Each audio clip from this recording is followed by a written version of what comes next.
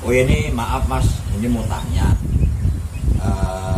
Mas kesini perlunya apa dan dari daerah mana kok tahu tempat saya? Iya, jadi saya dari kampung sebelah. Saya itu udah pernah nambah kudang 2 kali, tapi kok gagal terus. Oh ya. Terus gimana?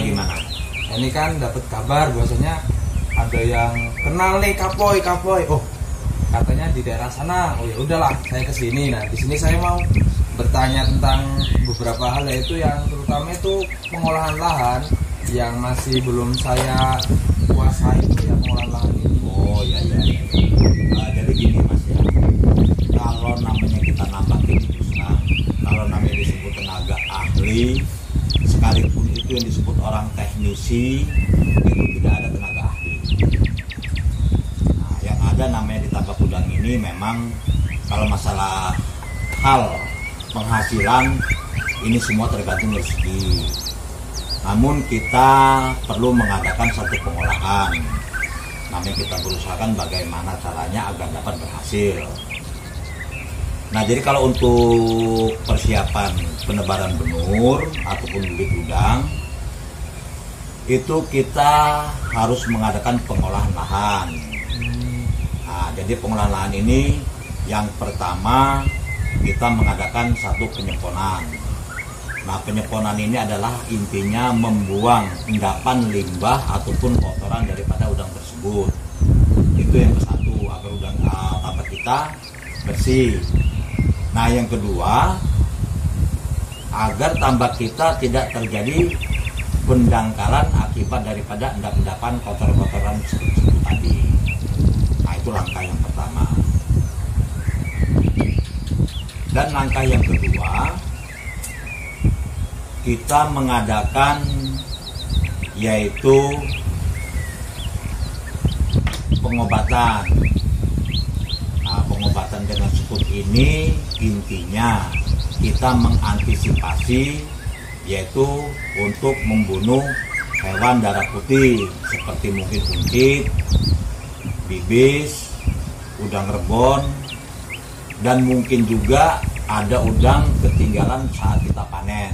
Nah dikarenakan kalau tempat saya ini kan tambaknya kan belum full plastik, masih lahan tanah di bawahnya, di dasarnya.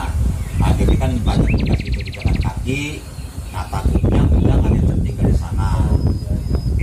Nah itu pun akan timbul dari masalah jika tidak kita basmi ya saat kita berbuat bibit. Nah itu pun perlu diperhatikan. Dan yang selanjutnya kita mengadakan satu pengapuran dasar. Nah inti dari pengapuran dasar ini yang perlu kita kapur dinding-dinding. Nah, dikarenakan punya saya pun masih tanah kan dinding tanggulnya. Ini harus kita kapur sampai ke dasar-dasarnya kita kapur. Nah setelah itu kegunaan kapur ini adalah satu, untuk mengurangi kadar karang. Karena kalau di daerah kita ini kan kadar karangnya kan tinggi. Nah, sama mengurangi kadar keasaman air. Nah itulah penggunaan daripada pengapuran. Nah jikalau pengapuran itu sudah selesai, dari penyeponan, pengobatan, pengapuran selesai, baru kita mengadakan pengisian air. Nah setelah kita mengadakan pengisian air, lalu kesemuanya itu kita biarkan dahulu. Nah memang kalau memang kayak Mas ini mau pergunakan, itu silakan tonton di YouTube saya kan ada untuk penyuburan air. Nah kalau Mas punya YouTube nanti saya simak di YouTube saya Kapoy Sumul. Di sana banyak tentang tip-tip yang sudah saya bagikan, seperti pengolahan lahan ada, ya pengolahan air, pengobatan udang, ada juga untuk membuat antibodi udang agar udang kita di dalam tambak ini tubuhnya ataupun fisiknya kuat untuk menghadapi penyakit. Jadi insya Allah tidak mudah terserang dengan penyakit. Nah, jadi sudah komplit silakan disimak di video saya, cari aja ya Kapoi Semul. Oh, siap. Nah itu kalau sudah sekitar 5 hari setelah dari pengairan ini udah full, kita mengadakan penyempelan. Nah, kita sampel dahulu dengan bibit yang akan kita tebar. Ya mungkin seandainya 20 ekor lah kita masukin dalam waring, ya waring hijau biar nggak lolos. Lalu kita masukkan, kita gantung. Nah itu kita tunggu sampai kira-kira 1 hari. Kalau 1 hari sampel tersebut masih hidup semua, nah ini berarti tambak emas sudah bisa ditebar dengan bibit udang. Nah jadi itulah untuk pengolahan lahan. Ya ini sekedar penjelasan singkat. Kalau memang kalau secara detail ya sebenarnya banyak, tetapi ini untuk langkah awal udah bisa lah diterapkan dengan Mas. Ya insya Allah mudah-mudahan nanti Mas langkah kedepannya bisa berhasil, sukses dengan sesuai keinginan kita. Nah jadi itulah untuk langkah awal ini Mas ya.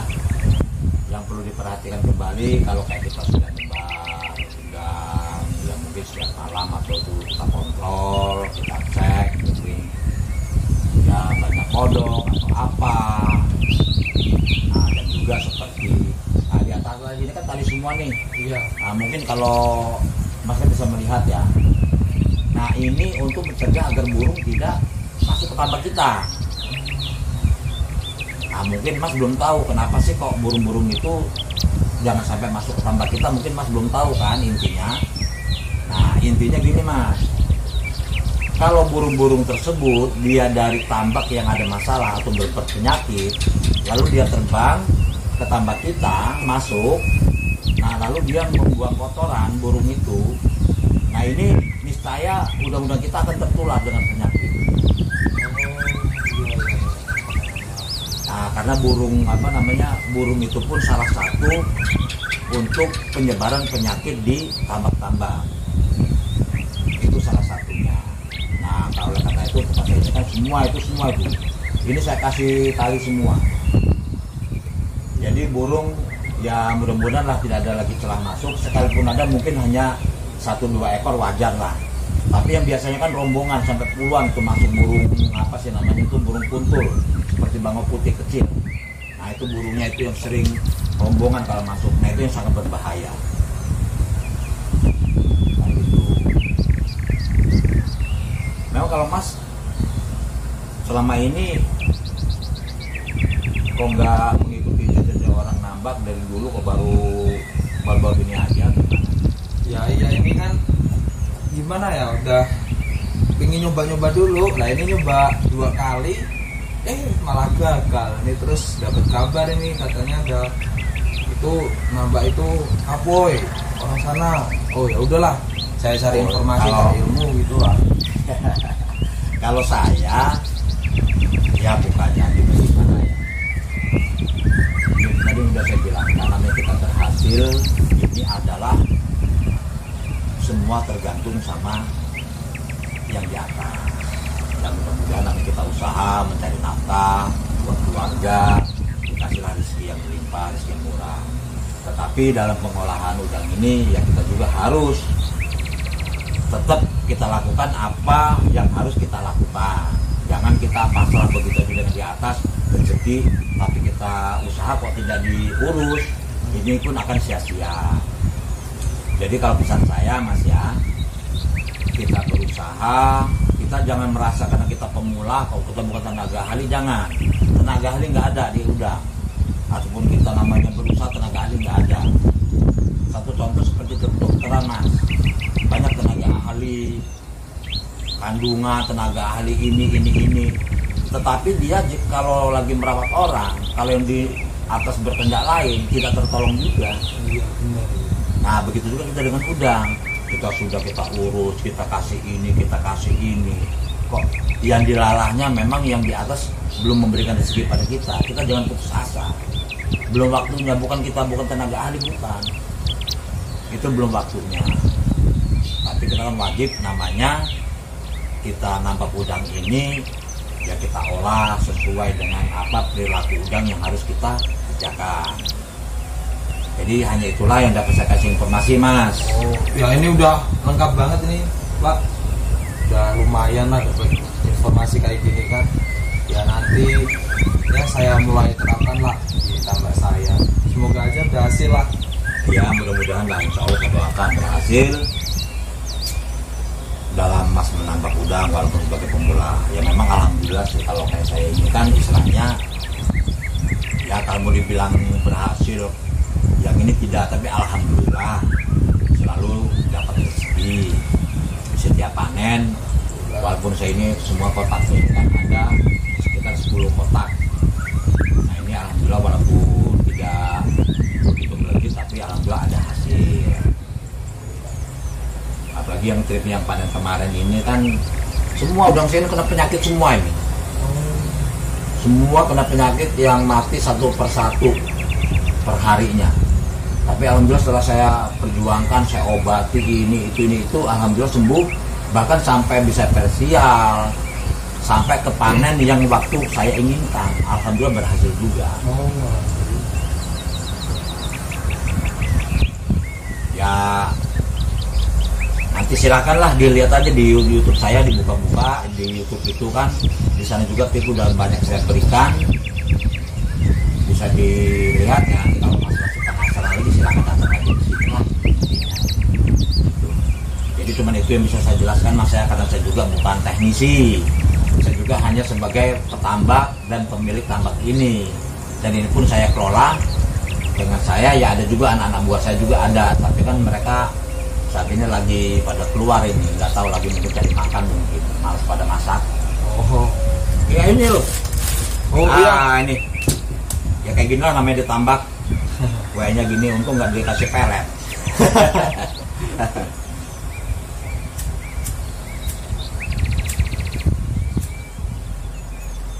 Kalau di daerah sana gimana, Mas? Tambak-tambak? ya di daerah sana ya apa? Mungkin kalau dilihat dari segi keamanan mungkin tetap aman sini, karena saya kan kalau misalnya daerah sana udah ada yang modelnya kayak gini ya saya mungkin nggak sampai sini.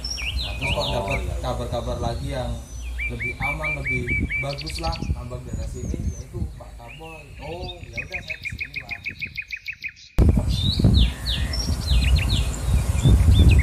Ya udah Pak, ini udah siang juga, ini mau pulang dulu lah, mau coba-coba kan ya. Oh iya iya, ya pokoknya ya diterapkan apa yang saya kasih tahu tadi. Kalau masih kira-kira ragu ataupun masih bingung, datang lagi sini nggak apa-apa. Orang kan nggak jauh, cuma seberang sini.